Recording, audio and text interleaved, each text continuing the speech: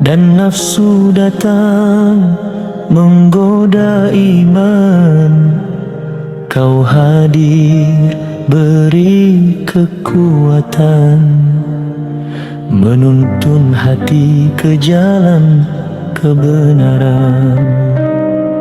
Air mata jadi saksi tobat yang lahir dari hati. Ku ingin kembali suci dalam ridhamu abadi. Subhanallah, ya Allah, la ilaha illallah. Tenangkan jiwa yang gelisah dengan cahaya hidayah.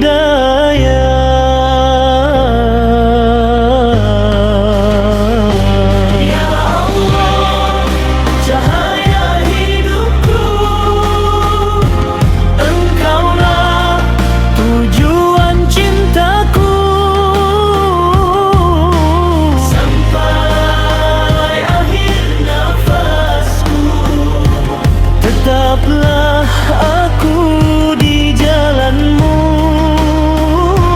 ya Allah, cahaya hidupku. Engkaulah tujuan cintaku, sampai akhir nafasku. Tetaplah aku di jalanmu.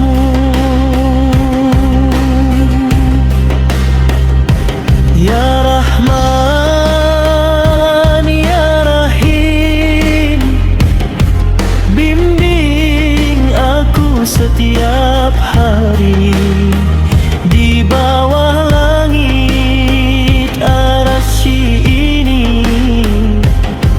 Ku ingin dekat selalu padamu. Subhanallah, ya Allah, la ilaha illallah. Tenangkan jiwa yang gelisah dengan cahaya hidayah.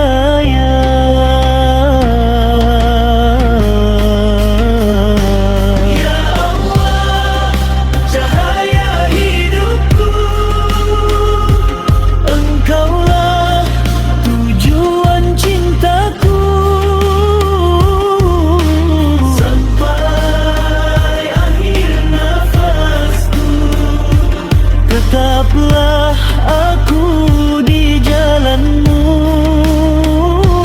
ya Allah, cahaya hidupku. Engkaulah tujuan cintaku, sampai akhir nafasku. Tetaplah aku di jalanmu. Dalam sujud panjangku, ku dengar damai darimu.